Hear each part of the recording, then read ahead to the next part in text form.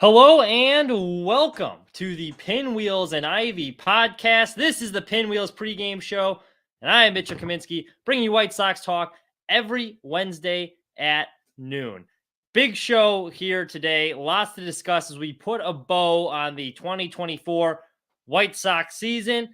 Just after we got done with their show last week, another huge article came out, kind of further detailing some of the things that went wrong in the clubhouse. We're going to get to that. The White Sox, they actually did right by one of their players. And this team, despite having tied the record for the most losses of all time, eventually breaking the single season record, they finished the year kind of strong. They won 5 of their last 6 games. So we'll talk about the players, how they responded, and what is next for this team as well. I do want to start, though, with some of the biggest news in the baseball world this week, and that was the passing of Pete Rose, the all-time hits leader. Obviously, you cannot tell the story of baseball without Pete Rose.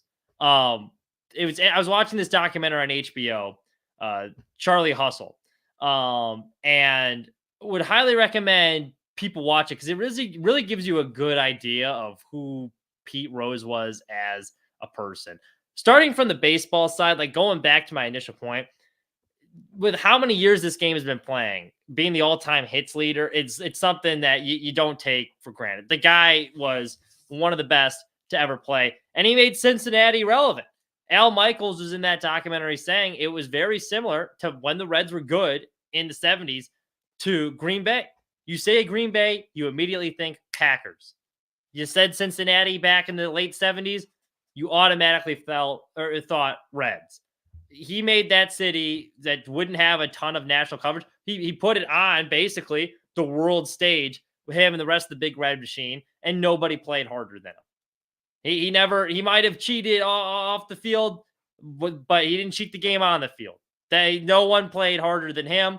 Part of me wonders, though, we'll get into some of that's because he was gambling on it, because it's very obvious he did have a gambling problem, talking to his teammates and everyone. And there's quite frankly a lot of baggage off the field. The thing that really stood out for me going into that Hall of Fame debate, while you cannot tell the story of baseball without Pete Rose, and the guy is forever going to be a legend, he took no accountability for any of his actions. Listening to him in that documentary, he was a grade A,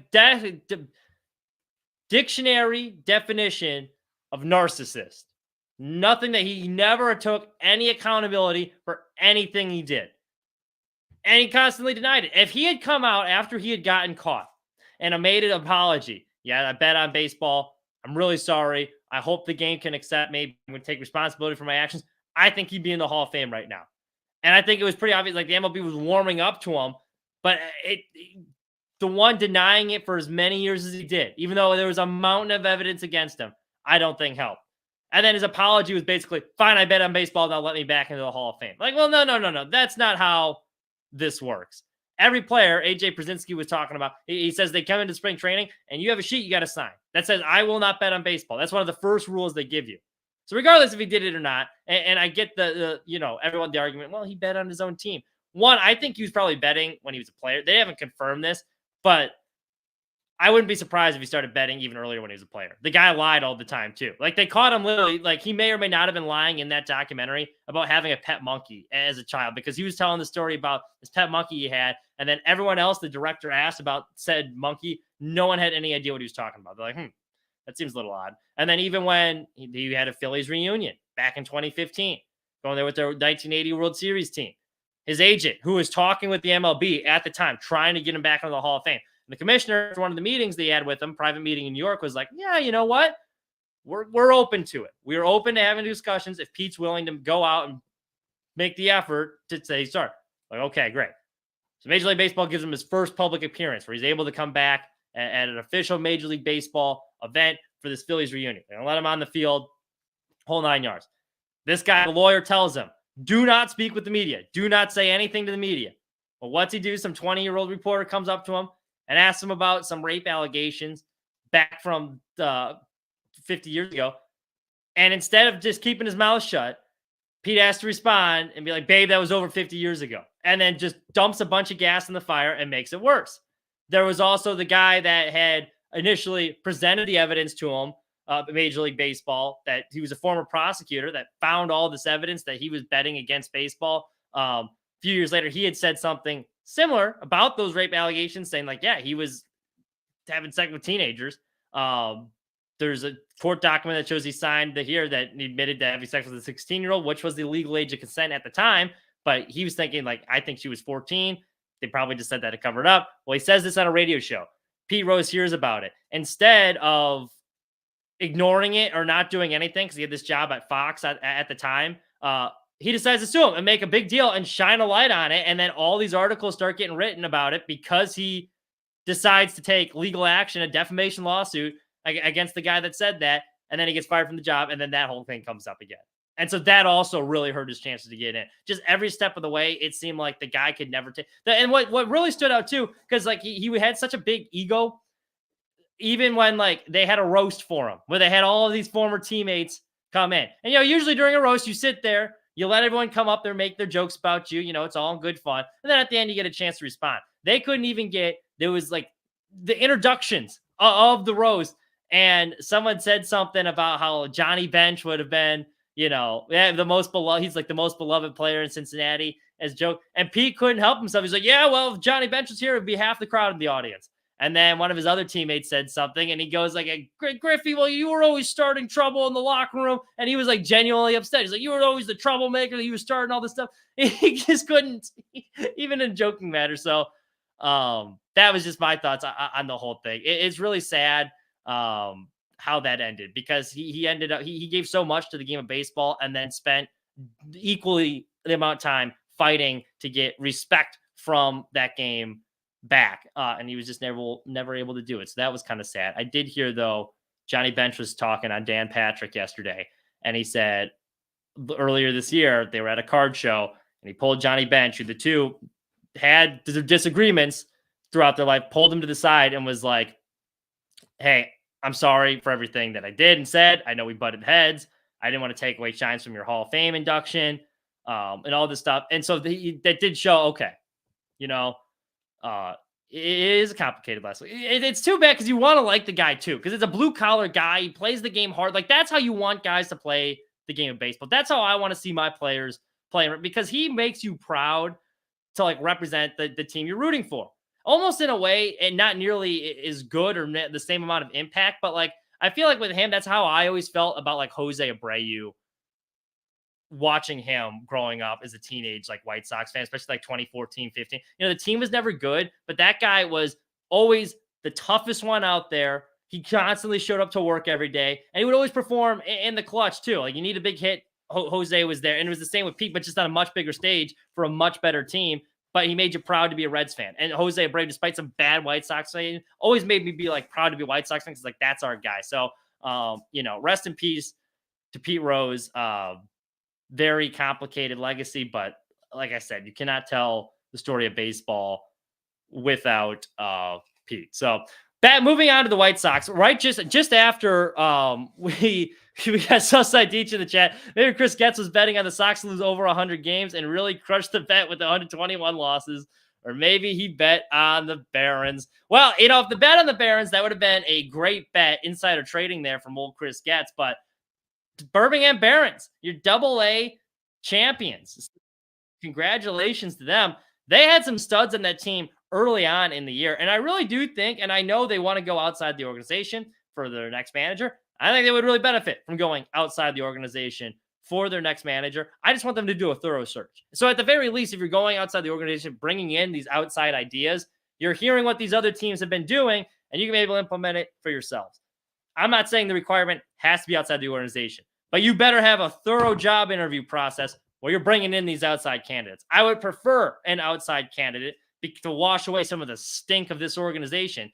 Now, that said, I do think Sergio Santos, whose name has been floated around, who managed that Barons team, I think he deserves serious consideration for the job. So this is in one of his interviews earlier in the year. And it was really impressive to me the way just he explained the game of baseball. Because people forget Santos, before he became that closer for the White Sox, he initially came into professional baseball as an outfielder, had to be converted into a closer because he threw hard, had to learn command, had to learn a second pitch.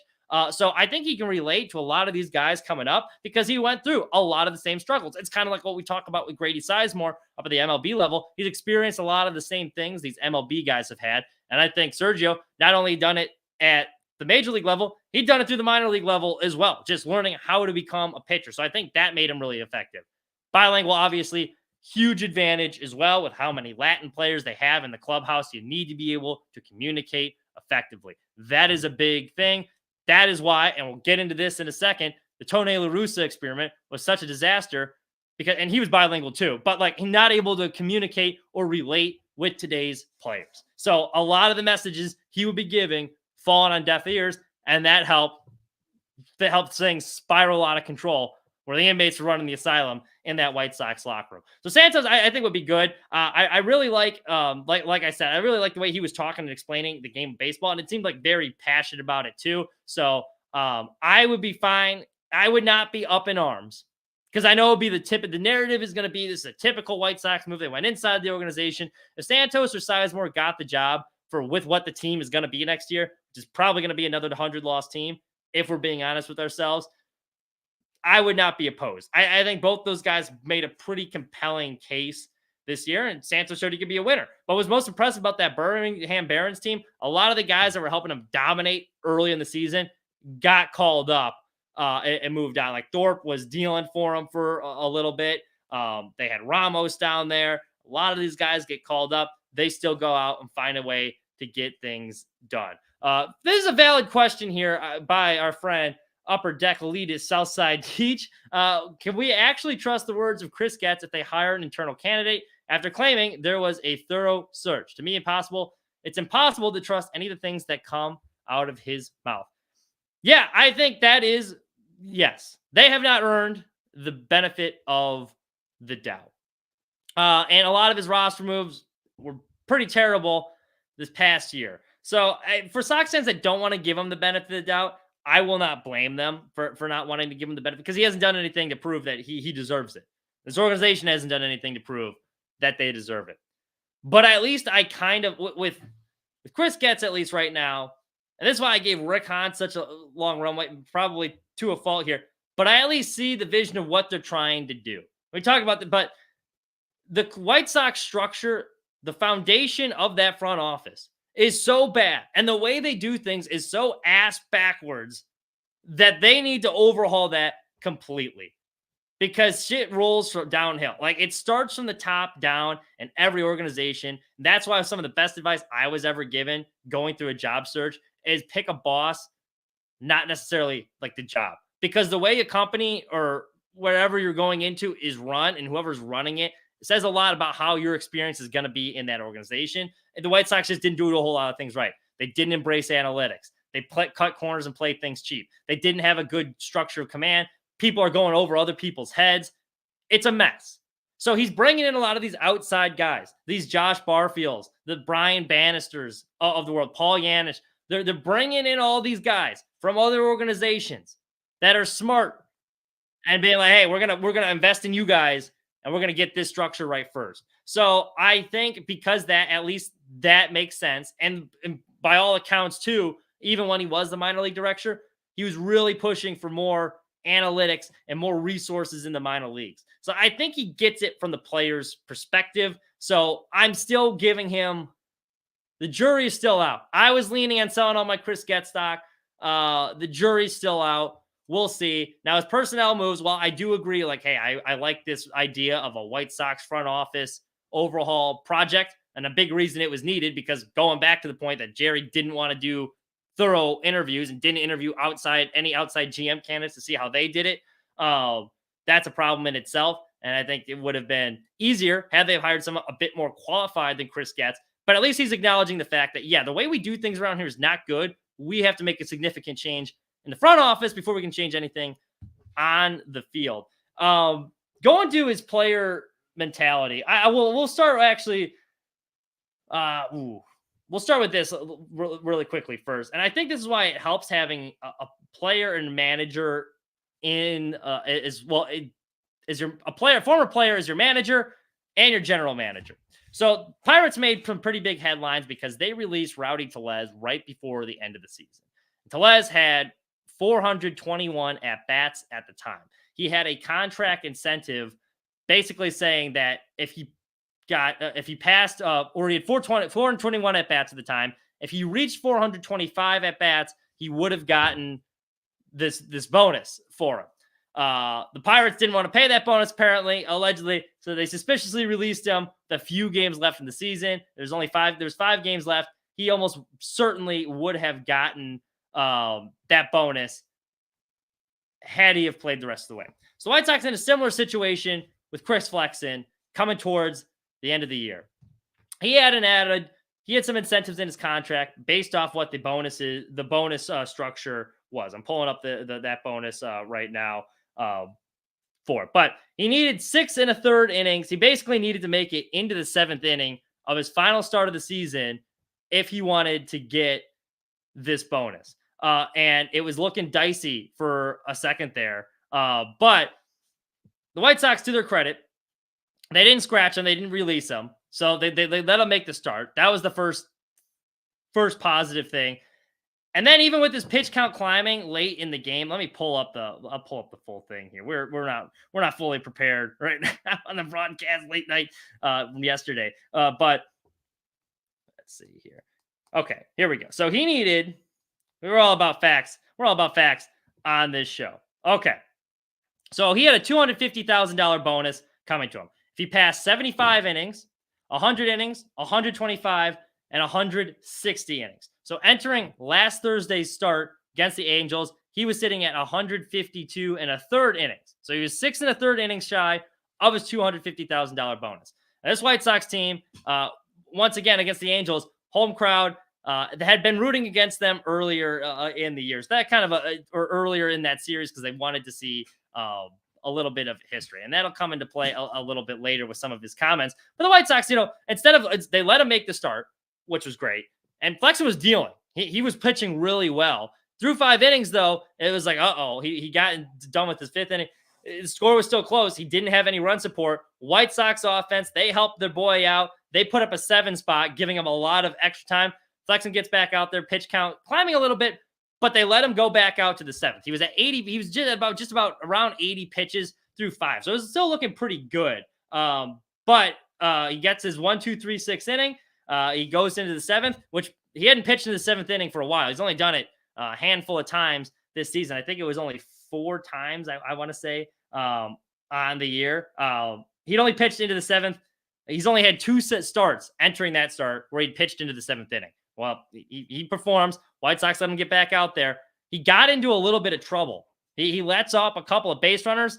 Sizemore lets him stay in, get the out he needs to unlock that bonus. So tip of the cap to Sizemore, the offense for picking him up and helping him get to that bonus, because I think you could tell he really appreciated it. And then credit to White Sox fans too, because there was a lot made about people calling out these White Sox fans that had gone to the game that week because they'd wanted to see history. And it was it was like a celebration of all their frustrations throughout the year. They had all these sell the team chants, people wearing paper bags over their heads. They're cheering when the Angels score. They booed after the White Sox won the game. That did not sit well in the White Sox locker room. Garrett Crochet came out afterwards and said, yeah, I didn't love that either. And Chris Flexen, after he makes his start, gets a really nice standing ovation. And he said, you know what? That really meant a lot. He was talking before. He's like, it kind of sucked being booed at home, but the fact that they were cheering genuinely for me, so walked up, I really appreciated that. So it's been a rough season for these guys too. But props to the White Sox for letting him unlock his bonus. They have the reputation for being cheap, but they did right by their player there, and I can appreciate that. Chris Flexen, 4.95 ERA to end the year. You say what you want, but considering what the White Sox signed him for, and that was to eat innings. He did just that. And he always got out there and he battled and he turned in some good starts for us. He's no ace by any means, but I think it was Shy Sox fan Mike that made the comparison on Twitter, but he compared him to Ivan Nova. And I almost do think it's kind of similar. Now, I think Nova was better in his year with the Sox for us, but I always did appreciate Chris Flexen. Every time he got out there, I'm like, okay, he's going to give us, he usually gave you a chance to win the game. That's really all you could ask for the most part. And there's a lot of duds in there as well, but he did his job. And so I can't be too angry with him about that. But getting into how they got to this point to begin with, and again, I really don't fault the fans for voicing their frustration. The White Sox are just lucky they had people that wanted to buy a ticket at that point. Now, me personally, I'm wired. I'm never going to root against my home team. The White Sox, I can't help it. Like, even like history aside, even if I had the chance, like I can't actively root. Like that just the way I'm wired, I'm riding ride or die with the White Sox, but I'm not gonna shame people for being pissed off. I mean, like, yeah, I want us to get this record. That's how the message is gonna get sink in. Now the White Sox did, because they won 5 of the last 6, they did avoid the worst all-time winning percentage of all time. And Gavin Sheets was even saying, like, yeah, it kind of like he alluded to the fact that after they got booed that Friday, that really kind of motivated them. They all banded together. They got that sweep of the Angels, and they're thinking, like, hey, maybe we can actually pull this thing off. They'd moved Garrett Crochet back a day so he could face the Tigers and try and spoil their playoff chances. Loved that. Crochet pitched another solid 4 innings, ran into a little trouble in the end of the 4th, weaseled his way out of it, scores tied. Things kind of unraveled. And Sheets was saying, like, yeah, that felt like now that we officially got it, the record, it kind of felt like a gut punch. He's like, it does kind of suck now that it's like sinking in. But what do? They responded the next 2 days. They win their final 2 games of the season, and they don't get the worst winning percentage of all time. So, hey, you know what? That's a win. The Sox officially not the worst team all time. We'll take it. But I do think, and I think a lot of the Sox fans that were rooting against him, which is why I won't blame them, wanted Jerry to get a message sent. And the message, I think, was sent because they are a national embarrassment. So many articles came out dragging this team from The Athletic, New York Times, another kind of affiliated, but NBC Nightly News had a feature on them. The Wall Street Journal had a feature on them. ESPN did multiple features on them. One of the ones that came out right after I got off the air last week that had some pretty juicy details in it was by Buster Olney and Jesse Rogers. And that kind of detailed how this debacle of a season had gotten set up. What stood out to me, Pedro Grifol had no shot in this locker room. None. And it was a bad hire from the start because of the guys they had in that clubhouse. Pedro was not equipped to handle them. He's been a baseball man his whole life as a coach. He'd gotten some rave reviews from former players on the Royals for his work coaching. Salvi Perez, very high praise for Pedro. The problem was, as a first-year manager, there was way too much distractions that he was trying to deal with, and he couldn't just focus on baseball, which is really the only thing he wanted to do, and I think that set him up for failure. Because he got in there with this veteran-heavy clubhouse and didn't want to ruffle any feathers and be like, okay, guys, like, I trust you guys to do the right thing. They were not doing the right thing. They took full advantage of him. So then this year when he comes in and he tries to implement his FAST acronym and hold guys accountable and kind of do a 180 and change his tune, for the guys that have been in the clubhouse, it came across as phony. And they didn't care for it. When he came out and he called the team fucking flat in one of his post-game availabilities, that's when ESPN writes that, like, that was the beginning of the end for the players. And you could hear it. You could hear it. When a backup catcher and Corey Lee is calling you out afterwards and saying something, that's when you know it's like, because that guy did not have a ton of job security. Not like he's like a tenured professional where the White Sox can't trade him or send him to the minors. If that guy is bold enough to speak out, you know the rest of the locker room kind of feels the same way and is very reflective on that. But one of the biggest things as they were going through, and this all kind of the seeds were planted in 2023. The structure had slowly been crumbling, and then 2024, everything just collapsed. But the 2023 season really showed why, because Tony had gotten in there, and that kind of started the fall because he, again, didn't hold players accountable. He couldn't relate to any of the guys in the locker room, but that team was so talented, they were kind of able to overcome it. But there was a few problematic veterans. Apparently, Liam Hendriks did not get, he rubbed a lot of the other veterans the wrong way. The specific one named were Joe Kelly, Kendall Graveman, and Lance Lynn, which is unfortunate because Liam Hendriks and Lance Lynn were 2 of my favorite White Sox players from that era. But they apparently did not get along. They didn't like that Liam was very honest to the media and was never afraid to speak his mind. He was almost honest to a fault at times, which I love because you always knew how he was feeling. You never got a phony answer from him. But a lot of players didn't like that. I think another thing that wasn't mentioned in the article, but I think it wouldn't be surprising to me, when Dallas Keuchel left the White Sox, Bob Nightingale shortly after published an article saying, like, there's rumors, there's a lot of cliques in this clubhouse and rifts and factions everywhere. which turned out to be true. Liam Hendricks then went on ESPN 1000 Radio, Waddle and Sylvie, and was saying, he alluded to the fact, he didn't say, but he said without saying basically, because he said it was a bearded pitcher, that he thinks a former player was the one leaking these rumors to the media, and they were not true, and basically called out Dallas Keuchel as being the cause for all of those leaks. It would not surprise me if Dallas Keuchel, being more of an older school pitcher, I mean, it's not like that. I mean, Liam Hendricks been around the block, but I can see where a guy like Lance Lynn and Dallas Keuchel would see eye to eye on a lot of things. Now, I wasn't in the locker room. I don't know if they were friends or not, but I wouldn't be surprised if those comments also kind of pour fuel on the fire. Didn't help. Like, hey, man, why are you airing out our dirty laundry in the clubhouse? You're calling out former teammates. I don't really care for that. I wouldn't be surprised if that factored in to the supposed rift. Well, Liam Hendricks, he gets diagnosed with cancer. Misses a full season. He's about to come back. Inspiring story. That was the best moment of that season. Hands down. Liam Hendricks returning to the mound after getting diagnosed with cancer in the offseason before. White Sox want to have a press conference for him as a show of support. A very basic level show of support.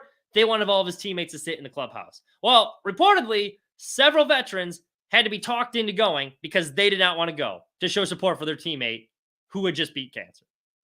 That tells you all you need to know about the White Sox clubhouse. They also said Yasmani Grandal, massive problem. That's been rumored for a while. Jesse Rogers had pointed something out last year talking about Grandal. But, you know, there's a rumor that came out that he'd slapped Tim Anderson. That may or may not be true. He denied it. But they were saying that Grandal, he tore people down more than he built a lot of other people up. And that didn't help either. He was kind of a bully in the clubhouse. So, you know, people always overblow, like, I don't really care about this chemistry or locker room culture or whatever. But when it's so bad and it's such a toxic work environment, how are you expected to perform on a day-to-day basis? And some of that lingers because you could hear guys, everyone that left always kind of alluded to it. Jose Abreu leaves for the Astros. What's one of the first things he says? It's nice to be a part of a team that feels like a family. That is a direct shade at the White Sox. Ronaldo Lopez in this Wall Street Journal article. Yeah, I don't know how that clubhouse is handling this whole thing, but like, it's definitely a lot better here in Atlanta. In so many words is what he said. But yeah, that was better. Luis Robert came out basically, yeah, you know, the locker room is better. He said it doesn't really matter they're winning games, but he's like, yeah, the locker room does feel like it's better. There was even a report in there that several teams, the White Sox, were trying to trade this unnamed veteran. And there were several teams that were like, yeah, we're not touching him. We've seen that act before. We've seen his antics in the locker room. We don't want him on our team. And that could have been a number of guys there. So it just kind of goes to show a lot of the stuff that can lead to this disaster. Pedro Grifol got a lot of the flack. And he was definitely part of the problem. I don't think he was right. He was in it a little over his skis when he got that job, and he was not the right manager for that team. Timing is everything, and he was at the wrong place in the wrong time. Because there were a lot of good traits when he got hired. That's why I was optimistic initially when they'd hired him. He showed a lot of good traits. I'm like, okay, dubbed as a good communicator. He wants to emphasize preparation, which we later found out that was not true. Bilingual too, that can help. He'd been on a winning World Series team before, been in the division, he's familiar. Okay, like I can kind of see it, but it was very clear. Yeah, that guy could not hold the veterans that were in there accountable. They took advantage of it. It was like a substitute teacher had come into class and the students ran wild with it. And then by the time, okay, time to reel him back in, that wasn't happening. I mean, Keenan Middleton, he came out, there's like players are skipping practice. They're sleeping in the bullpen. They're eating the dogs. No.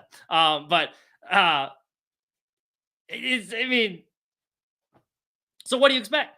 So that's why this year with Grady Sizemore, I wouldn't be opposed to them bringing him back, even though he's this internal candidate, because they've already said they're not going to spend a lot in free agency. They're not. That money they would have spent in free agency, they're reinvesting in the clubhouse or the front office. So if you're bringing back most of the same guys, and there's a few guys you want to develop, you want to make sure you're developing them in a good environment and a good culture and not building bad habits. Because I also think there's a lot of bad habits being formed with a lot of these guys on that 2023 team, as evident that guys are just simply skipping practice. So because I think you look at this team this year, they were terrible. They came into a lot of these games outmanned, outgunned. But there's one thing you got to give this team. There was at no point in the season it looked like there were certain plays maybe here or there with like Benintendi or Robert or whatnot But for the most part, the team never looked like they quit on Grady Sizemore. Even after they lost that record, they came out the next 2 days and they battled their ass off. They fall down 7-0 behind the Cubs. They chip away and make that a game. They're down 2-0 in the ninth inning against the Padres. They chip away. They make that a game. Those guys constantly were out there battling and showing up to the ballpark every day trying to win. So that I will give them credit for. There's not a lot you can give this team credit for, but for that, despite all this outside noise, that can be commended. And by all accounts that came out from Jeff Passan when he did his inside the locker room and listening to all the players, they really do like Grady Sizemore. And the vibe in the locker room is completely different than what it was. They might be losing more. And yes, these guys are very frustrated with losing, but they play for each other a lot more than they did. And overall, it's a much more positive work environment. Now, you might be saying, who gives a shit? They lost 121 games. And I would say that is very fair.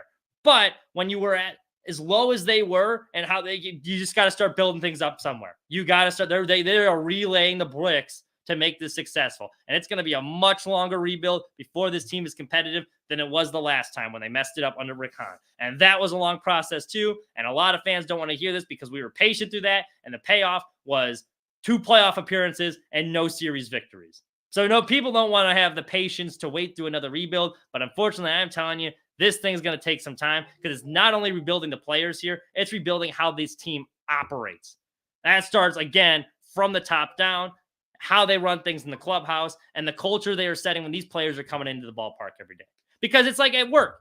If you're going to a job you hate, or there's people that are rude to you or mean to you and you do not like working with, it's going to affect your job performance. If you don't like working with someone, you're probably not going to be doing as good as your job if you're sitting at your desk next to someone you hate, or on your shift or wherever you're at work next to someone you do not like or you don't get along with, or it's constantly stirring the pot and causing conflict with others.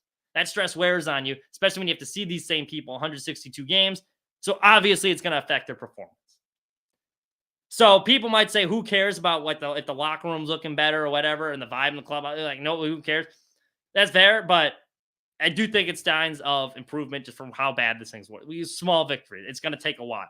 It's going to take a while to have a culture reset around here and how this team does things so they can catch up with the rest of the MLB and how the modern era runs a baseball team.